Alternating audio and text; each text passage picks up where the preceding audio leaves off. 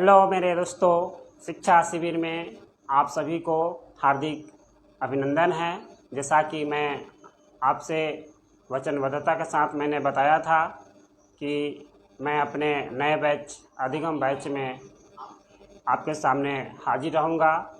अपने समय अनुसार आपके सामने मैं मौजूद हूँ। आज हम अधिगम बैच में क्लास 12th के हिंदी साहित्य के आरोह भाग 2 पाठ्य पुस्तक के काव्य भाग का पहला पाठ जो हरिवंश राय बच्चन द्वारा रचित आत्म परिचय के बारे में अध्ययन करेंगे। सर्वप्रथम हम सर्वविदित हैं कि कवि हरिवंश राय बच्चन जी के आत्म परिचय के बारे में बताना, चाहे हम जितना भी बताएंगे वो कम ही होगा। ये हमारे हिंदी साहित्य के विश्व विख्याता कवि रह चुके हैं। इनकी आत्म परिचय के विषय में क्या कहना है, फिर भी इनकी जीवनी की रहस्यमयता के बारे में जानेंगे। प्यारे बच्चों, पहले हम आत्म परिचय शब्द पर कुछ जानकारियाँ लेंगे कि आत्म परिचय होता क्या है। आत्म हमारे दैनंदिन यानी जिसको हम डायरी के रूप में जानते हैं, इसका एक व्यवहार का केंद्र बिंदु होता है और हम सभी अपने बारे में प्रत्यक्षीकरण एवं विश्वासों का एक समुच्चय रखते हैं। इसी प्रकार बच्चन जी का जन्म के बारे में हम आइए जानते हैं। कुछ ऐसी उनकी अवस्थाएं रही जो हम उनके क्रियाकलापों के द्वारा हम समझते और जानते हैं। जैसा कि हम जानते हैं कि मनुष्य का जीवन कई चरणों में विभाजित होता है, जिसमें से 12 से 18 साल के जो चरण होता है बड़ा ही फौलादी चरण होता है, जिसे हम किशोरावस्था के रूप में जानते हैं। इसका फौलादी होने का कारण है कि वो बिना असमंजस में पड़े, चाहे उनके सामने प्राकृतिक जितनी भी छटाएं हैं, चाहे पर्वत हो, पहाड़ हो, नदियां हो, उस सभी को चीर फाड़ कर आगे की ओर बढ़ने का उनमें एक हौसला होता है। कभी भी एक समय था जो इस चरण से गुजरे थे और उस समय उनका भी एक किशोरावस्था था जिसको हम जवानी के रूप में समझते हैं। यौवन अवस्था एक ऐसा अवस्था होता है जड़ा ही विचित्रता के साथ होता है। सभी चरणों में यौवन अवस्था एक अलग ही जादूगर के समान होता है, जादू के समान होता है। उनमें तीव्र विधि तो होती है लेकिन गति बहुत धीरे होता है। इन्हीं प्रारूपों में लेकर के हम हरिवंश राय बच्चन जी के जीवनी के बारे में आज पढ़ेंगे।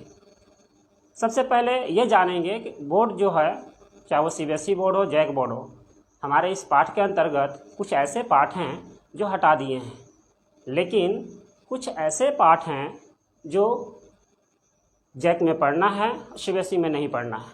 फिर भी जैसे जैक में 2-3 चैप्टर जैसे पतंग, छोटा मेरा खेत, बगुलों के पास पंख, और सीबीएसई में बादल राग, आत्म परिचय, पतंग, बात सीधी थी पर छोटा मेरा खेत, बगुलों के पंख, ये सब नहीं पढ़ना है।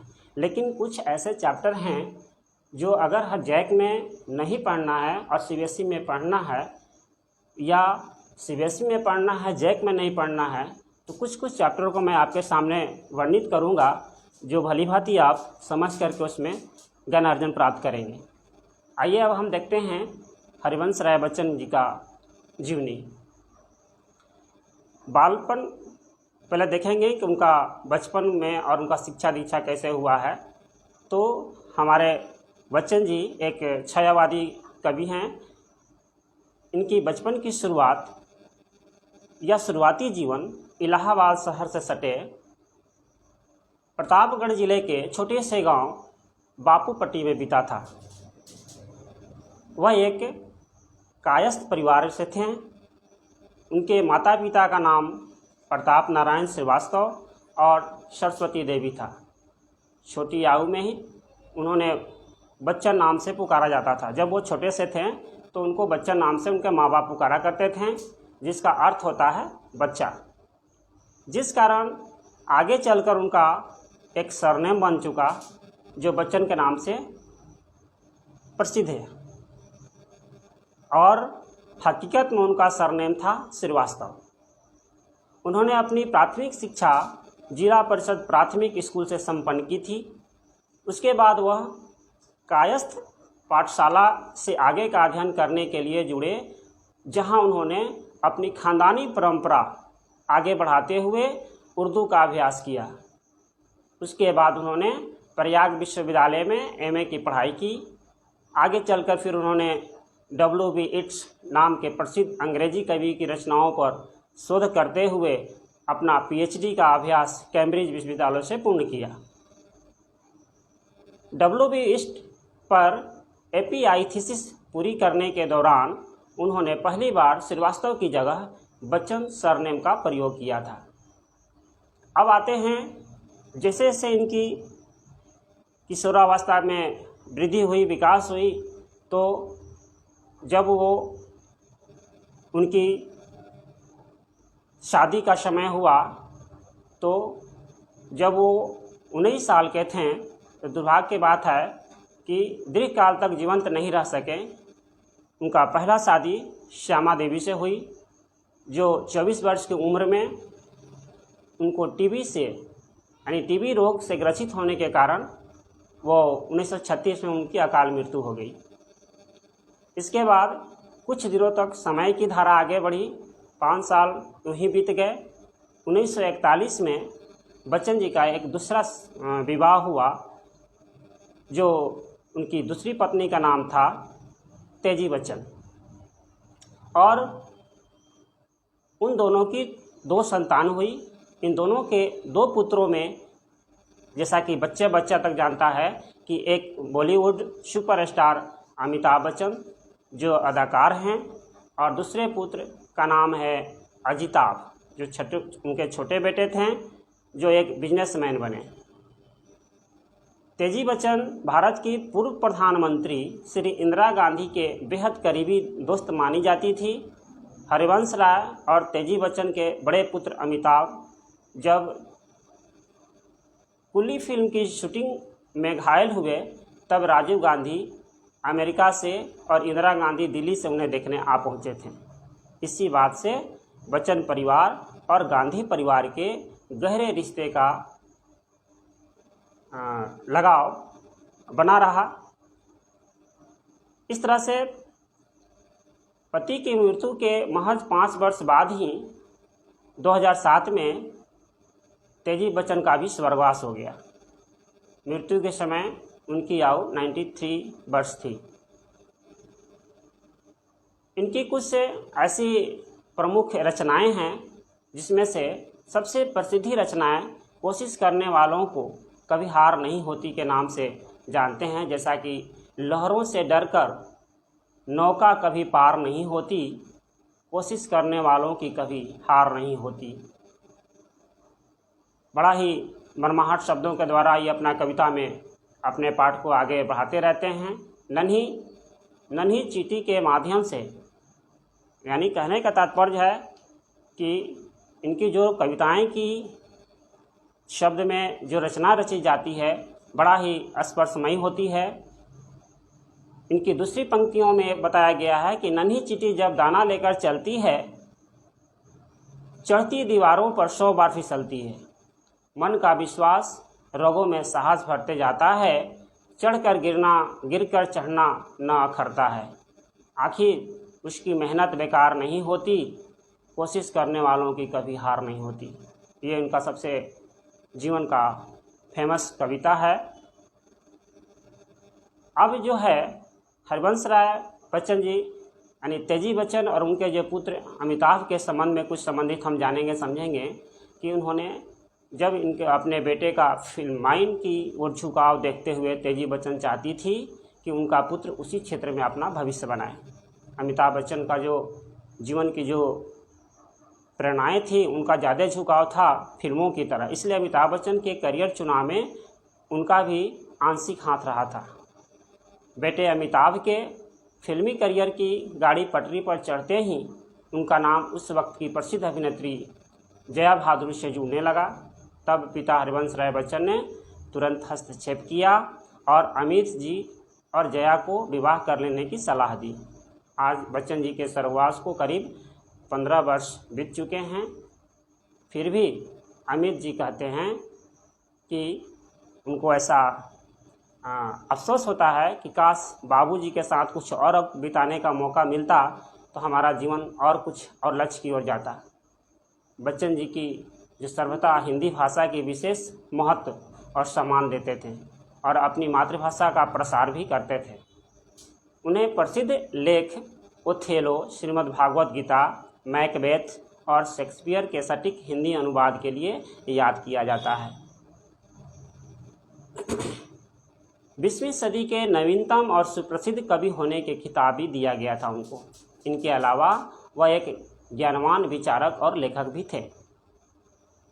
1935 में उनकी लिखी कविता मधुशाला ने उन्हें प्रसिद्ध बना दिया। यह कविता आज भी लोगों का मन मोह लेती है। मधुशाला की कड़ी में उन्होंने 2 और कविताएं लिखी थीं जो मधुबाला और मधु कलश के नाम से जाना गया। इलाहाबाद विश्वविद्यालय से उन्हें कुल 42 शोधों के लिस्ट में भूतकाल का गर्वित छात्र सम्मान मिला था। गौरवान्वित छात्र होने का उनको एक सम्मान दिया गया था। इलाहाबाद विद्यापीठ में वर्ष 1941 से 1952 तक अंग्रेजी भाषा का ज्ञान ग्रहण कर लेने के बाद वह सेंट कैथरीन कॉलेज कैम्ब्रिज चले गए, जहां उन्होंने पीएचडी की। कैम्ब्रिज से इंग्लिश लिटरेचर में डॉक्टरेट करने वाले वे दूसरे भारतीय रहे। 1955 में हरिवंश राय जी दिल्ली चले गए और वहां उन्होंने विदेश मंत्रालय के एक विशेष अधिकारी के रूप में 10 साल तक काम भी किए। वह कुछ समय के लिए ऑल इंडिया रेडियो में भी सेवा दे चुके हैं। इसके अलावा उन्होंने शिक्षा प्रदान का काम भी अल्पकाल तक किया था, यानी थोड़े समय तक। इस तरह से इनकी बहुत सारी प्रमुख रचनाएं हैं, जिसमें से मैं कुछ ऐसे रचनाओं कविता संग्रह का नाम बताएंगे, जैसे तेरा हार, मधुशाला, मधुबाला, मधु कलश, आत्म परिचय, निशा निमंत्रण, एकात्म। इस तरह से अनेकों बहुत सारे ऐसा इनकी रचनाएं हैं। इनके संपादित रूप में जिस तरह से विविधता कुछ इनमें पाया गया, जिसमें से कुछ है बचपन के साथ क्षण भर, ख्याम की मधुशाला, शोपान, मैकबेथ, जनगीता, ओथेलो इत्यादि बहुत सारे ऐसी इनकी विविधता भी रही है पाठों में। इस तरह से हमने देखा कि हरिवंश राय बच्चन जी का जीवन का जो स्वरूप था बड़ा ही एक हंसते खेलते व्यतीत हुआ और अपने कर्मों के माध्यम से विश्व विख्यात के रूप में जाने गए। उसी तरह से उनके जो 2 पुत्र हुए वो भी अपने कर्मों के माध्यम से आज विश्व विख्यात है। फिल्मों में हरिवंश राय बच्चन जी की रचनाओं में भी कुछ हाथ रहा, जिसमें से सिलसिला मूवी जो आप जानते होंगे, सिलसिला मूवी का अमिताभ बच्चन पर फिल्माया प्रसिद्ध गाना है रंग बरसे, यानी हरिवंश राय जी द्वारा ही लिखा गया था। अग्निपथ मूवी में बार बार बोली गई पंक्ति अग्निपथ अग्निपथ अग्निपथ भी उन्हीं की रचना है। आलाप एक मूवी है जिसका प्रसिद्ध गाना है कोई गाता मैं सो जाता, भी उन्हीं के द्वारा लिखा गया है। इस तरह से 2 चट्टानें नामक कविता को 1968 का साहित्य अकादमी पुरस्कार, सोवियत लैंड ने नेहरू पुरस्कार, एफ्रो एशियाई सम्मेलन कमल पुरस्कार, बिरला फाउंडेशन द्वारा सरस्वती सम्मान, 1976 में पद्म भूषण सम्मान की उपाधि प्राप्त की। लेकिन हम सब जानते हैं कि मैन इज मोर्टल, मनुष्य मरणशील प्राणी है। बचपन से लेकर के वृद्धावस्था तक अपने कर्मों के माध्यम से जाने जाते हैं। उनको कर्म के माध्यम से ही हर मनुष्य एक दूसरे का अनुसरण करके अपने जीवन को अग्रसर होते हैं। अपनी उत्कृष्ट रचनाओं से लोगों के दिल में इतना अमरत्व प्राप्त कर लिए कि इस महान कवि ने इस अपनी अमरत्वता के रूप में भी उन्होंने भी अपना 18 जनवरी 2003 पर इस संसार को अलविदा कर दिया। उनकी मौत शरीर के महत्वपूर्ण अंग खराब हो जाने के कारण हुई थी। मृत्यु के वक्त उनकी आयु 95 वर्ष की थी। जीवन का अंतिम सत्य मृत्यु ही होता है, पर कुछ लोग अपने सत्कर्म और सद्गुणों की ऐसी छाप छोड़ जाते हैं जिस कारण समाज उन्हें आने वाले लंबे समय तक याद करता है। स्वर्गीय रचनाकार हरिवंश राय बच्चन जी को हमारा सत सत नमन। अब इन्हीं के द्वारा रची हुई 12th क्लास आरोह भाग 2 कविता के बारे में समझेंगे। पहले हम आज आपको खासकर इस कविता की सारांश पहले मैं आपको बताने जा रहा हूँ कि हरिवंश राय बच्चन जी का बचपन से ही उनमें प्रेम की उन्माद थी। बचपन से ही जैसे जैसे जीवन की चरण को आगे की ओर बढ़ता गया तो वो आए किशोरावस्था। जब उनमें जवानी की चरण आई तो वो जवानी के नशा में चूर हो गए। ये कविता बड़ा ही रहस्यमय ढंग से रचा गया है। इनकी कविता को पढ़ने से ये हमें पता नहीं चल पाता है कि इनको जो प्रेमिका थी वो कौन थी। वो स्त्री थी, लड़की थी, या कुछ ऐसी निर्जीव वस्तु था, या भगवान थे। जिस तरह से मीराबाई प्यार में पागल होकर अपना कुल खानदान को नाश्वर के रूप में उनका समझने इस तरह से समझा, उनको विष देने के लिए भी विष भी दिया, अपना जीवन को त्याग नहीं हुआ उनका। इस तरह से हरिवंश राय बच्चन जी भी वास्तविकता के साथ इस कविता को अपना आत्म परिचय के रूप में लिखा है। उन्होंने कहा, मेरे प्यारे बच्चों, इनकी कविता के भाव को देखें, समझें और इससे संबंधित जितने भी प्रश्न हैं, जैसे सौंदर्यता, मनुष्य के जीवन में प्रेम नाम की चीज़ नहीं होगा तो उनका जीवन निराशमय होता है। प्रेम के बदौलत ही अपने जीवन में कुछ भी कर्मों को करने के लिए वो तत्पर होते हैं। जब उनमें प्रेम की भावना नहीं रहेगी तो वो कोई भी कर्म को करने के लिए अग्रसर नहीं होगा, चाहे वो जिस चरण में हो, या तो बचपन के चरण में हो, जवानी के चरण में हो, या बुढ़ापे के चरण में हो। उनमें प्रेम का उन्माद भरा हुआ रहता है। कहने का तात्पर्य है कि 12th क्लास में हरिवंश राय बच्चन जी ने इस चैप्टर को पढ़ने के लिए जो योगदान दिया है, इसका मुख्य कारण है कि 12 से 18 साल तो उम्र को किशोरावस्था कहते हैं, और ये किशोरावस्था एक उन्माद रूपी जीवन होता है, बिंदास। ये किसी भी चीज़ों को बड़ा गहराई से लेते हैं, समझते हैं, क्योंकि इनके जीवन में हर चीज़ नए रूप में प्राप्त होता है। उसी तरह से आत्म परिचय में कवि बच्चन ने अपने प्रेममय भाववाचक संज्ञा दिखाया गया है, अपने प्रेममय व्यक्तित्व पर स्वयं प्रकाश डाला है। वह जीवन के कर्तव्यों और दायित्वों के प्रति सचेत रहे हमेशा शुरू से। वह जीवन के कष्टों के बीच भी प्रेम को जीवित रखे हुए हैं। उसका हृदय किसी के प्रेम से झंकृत है। वह उसी प्रिय के स्नेह में डूबा रहता है। यानी जब उनकी जवानी थी तो प्रेम के रस में रसमयता के रूप में वो जी रहे थे। लोग तो सामाजिक समस्याओं में उलझे हुए रहते हैं, लेकिन वह मन की भावनाओं में मग्न रहता है। कहने का तात्पर्य है, उसे प्रेम के बिना यह संसार अधूरा लगता है। इसलिए वह एक नए स्वप्निल संसार की खोज में रहता है।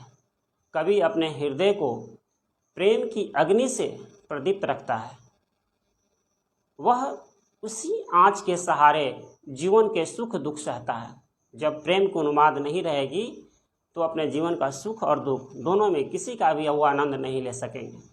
ऐसा नहीं कि दुख हमारा सिर्फ निराशा का भाव कराता है, दुख में भी उतना ही प्रेममय होते हैं जितना सुख में होते हैं।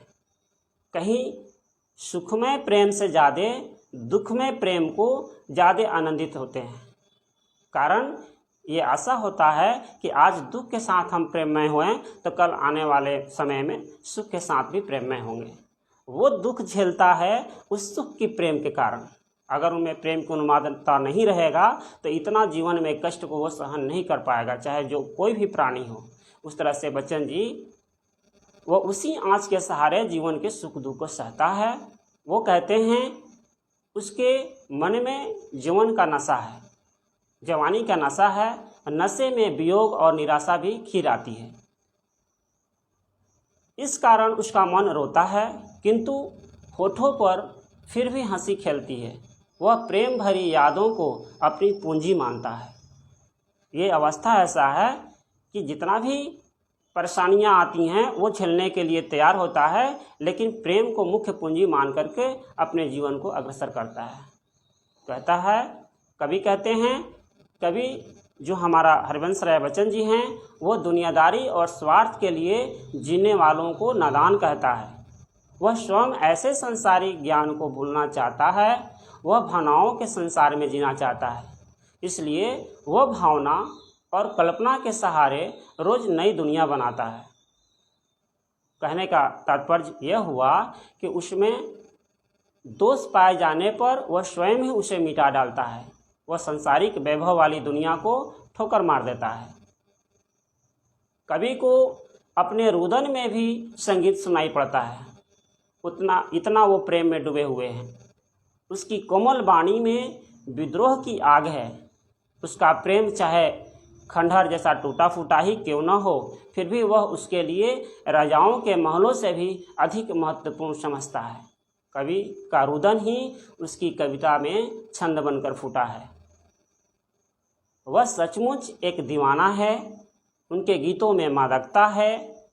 वह उसी मादकता से सारे संसार में प्रेम की मस्ती घोल देना चाहता है। कहने का मतलब है कि हरिवंश राय बच्चन जी को जवानावस्था से ही वो प्रेम में प्रेममय होकर हमारे समाज को एक शिक्षा देना चाहते हैं कि प्रेम एक ऐसा शब्द है जो प्रेम के सहारे ही अपने जीवन को तरक्की कर सकते हैं। आइए अब हम इनके द्वारा रचित कविता, ये इसमें 2 कविताएं इनको पढ़ने को हमें मिलेगा, एक आत्मपरिचय और एक दिन ढलता है। दोनों में प्रेम से संबंधित बातें बताए हैं, जो एक में आत्मपरिचय पढ़ना है, एक में नहीं पढ़ना है। लेकिन दिन ढलता है, दोनों बोर्ड को पढ़ना है, जय को भी पढ़ना है, सीबीएसई को भी पढ़ना है। तो इनका हम कविता का जो भाव सौंदर्य है, शिल्प सौंदर्य है, व्याख्या है, इन सारी चीज़ों को बताते हुए इनके पंक्तियों के माध्यम से कठिन शब्दों के द्वारा हम आगे आइए चलते हैं। इनका कविता है, कहते हैं कि मैं जग जीवन का भार लिए फिरता हूँ, मैं जग जीवन का भार लिए फिरता हूँ, फिर भी जीवन में प्यार लिए फिरता हूँ। बड़ा ही एक ऐसे शब्दों, सरल शब्दों, सहज शब्दों के द्वारा अपनी कविता को रचे हैं, जिसमें हमें कोई भी कठिनाई या परेशानियाँ होने की संदेहात्मक भाव नहीं होता है। फिर भी इनका हम अर्थ को देखेंगे। कहते हैं कि कर दिया किसी ने झंकृत जिनको छूकर, कर दिया किसी ने झंकृत जिनको छूकर, मैं सांसों के 2 तार लिए फिरता हूँ। आइए पहले हम इसमें देखते हैं, कुछ कठिन शब्द हैं। जिसे कहता है जग जीवन। जग जीवन का अर्थ होता है सांसारिक गतिविधि यानी दुनियादारी।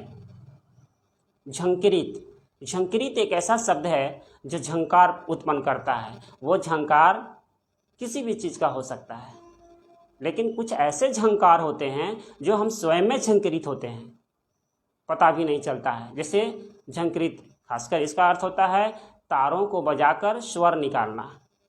तो ये तार हमें दिखता है, लेकिन भावना वाली झंकृत होता है, वह सिर्फ स्वयं ही महसूस करता है। कवि कहते हैं, यद्यपि मुझ पर संसारिक चिंताओं और दुनियादारी का भार बहुत है, मैं अपने सामाजिक दायित्वों के प्रति सचेत हूँ, फिर भी मेरा हृदय प्रेम से लबालब भरा हुआ है।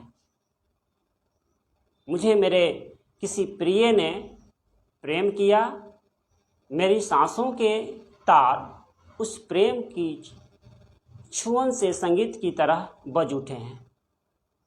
मैं प्रेम से तरंगित हो उठा हूँ, अब मैं उसी प्रेम की झंकार में खोया खोया सा जी रहा हूँ।